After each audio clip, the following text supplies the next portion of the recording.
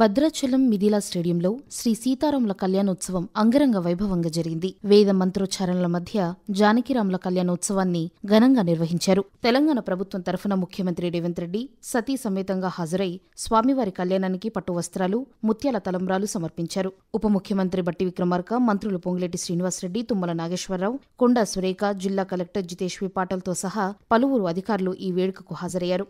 ఎండ తీవ్రతను తట్టుకోవడానికి మంచినీరు, మజ్జిగ పంపిణీ చేశారు.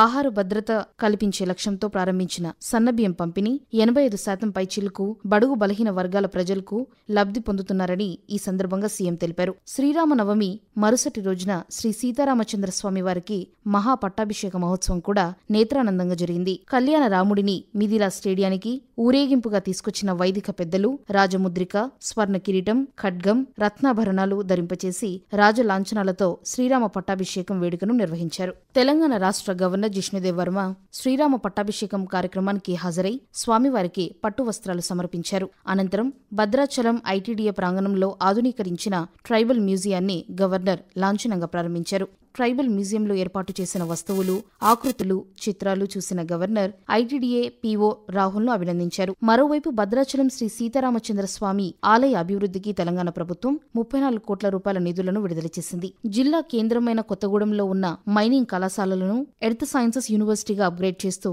తెలంగాణ ప్రభుత్వం నిర్ణయం తీసుకుంది. దీంతో సుమారు 300 ఎకరాల్లో దేశంలోనే మొట్టమొదటి ఎర్త్ సైన్సెస్ యూనివర్సిటీ కొత్తగూడెంలో రూపుదిద్దుకోనుంది. జిల్లాకు తొలి విశ్వవిద్యాలయం మంజూరు కావడంతో జిల్లా వాసులు ఆనందం వ్యక్తం చేస్తున్నారు. అమృత్ భారత్ స్టేషన్ పథకంలో భాగంగా భద్రాచలం రోడ్డు రైల్వే స్టేషన్ను ఆధునీకరిస్తున్నట్లు దక్షిణ మధ్య రైల్వే తెలిపింది. సుమారు 25 కోట్ల రూపాయలతో అత్యాధునిక హంగులతో అభివృద్ధి పనులు చేపడుతున్నట్లు ప్రకటించింది. ఈ విస్తరణ పనులలో భాగంగా ప్రయాణికులు వేచి ఉండే గదులు, ఎక్స్కలేటర్లు, లిఫ్ట్, స్టేషన్ ముఖద్వారం, పాదచారుల వంతెన వంటి వివిధ పనులు పూర్తి చేయనున్నట్లు భారతీయ రైల్వే వివరించింది.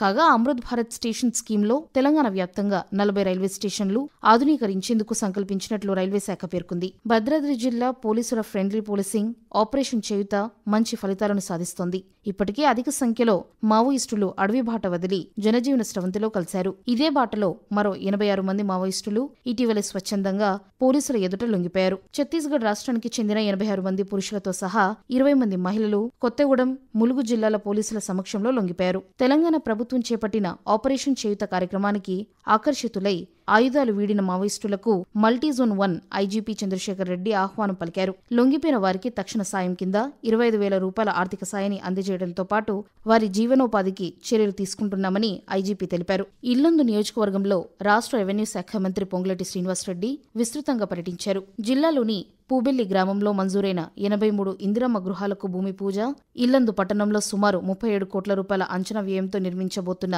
100 పడకల ఆసుపత్రికి భూమి పూజ, శంకుస్థాపన చేశారు. 200 కోట్ల రూపాయలతో అంతర్జాతీయ ప్రమాణాలతో ఇంటిగ్రేటెడ్ పాఠశాలలను సైతం నిర్మించనున్నట్లు తెలిపారు. జాతీయ ఎస్టీ కమిషన్ సభ్యులు జాటుత్ హుస్సేన్ నాయక్ జిల్లాలో 2 రోజులు పర్యటించారు. ఈ పర్యటనలో భాగంగా మొదటి రోజు చండ్రుగొండ మండలం సీతాయిగూడెంలోని వెంగళరాయ్ సాగర్ ప్రాజెక్టుతో పాటు అశ్వారావుపేట మండలంలోని పెద్దవాగు ప్రాజెక్ట్ మరమ్మతు పనులను పరిశీలించారు. రెండో రోజు పర్యటనలో భాగంగా అశ్వారావుపేట మండలం కావడిగండ్లో, గాండ్లగూడెం, కొండరెడ్ల గ్రామాల్లో ఏర్పాటు చేసిన గ్రామ సభలలో జాతీయ ఎస్టీ కమిషన్ సభ్యులు జాటుత్ హుస్సేన్ నాయక్ పాల్గొన్నారు. పెండింగ్లో ఉన్న పనులను పూర్తి చేసి కొత్త వాటిని ప్రారంభించాలని ఆయన సూచించారు. మహిళా శిశు సంక్షేమ శాఖ ఆధ్వర్యంలో భద్రాద్రి కొత్తగూడెం జిల్లాలో పోషణ పక్షం కార్యక్రమాలను నిర్వహిస్తున్నారు. ఉగాది, రంజాన్ పండుగలను జిల్లా వాసులు భక్తి శ్రద్ధలతో జరుపుకున్నారు. ఉగాది పర్వదినాన్ని పురస్కరించుకుని భద్రాచలంలో రాములవారి కళ్యాణ బ్రహ్మోత్సవాలను ప్రారంభించారు. మరోవైపు రంజాన్ పండుగ సందర్భంగా ముస్లిం సోదరులు మసీదుల్లో ప్రత్యేక ప్రార్థనలను నిర్వహించారు. భద్రాచలం పట్టణంలోని సూపర్ బజార్ సెంటర్లో నిర్మాణంలో ఉన్న 6 అంతస్తుల భవనం కుప్పకూలిన ఘటనలో 2 మృతి చెందారు. ఈ ప్రమాదానికి ముందు రోజు జూలూరుపాడు మండలం బేతాలపాడు పెద్దవాగులో కూలీలతో వెళ్తున్న డీసీఎం వ్యాన్ బోల్తా పడిన ఘటనలో 20 మంది కూలీలకు గాయాలయ్యాయి.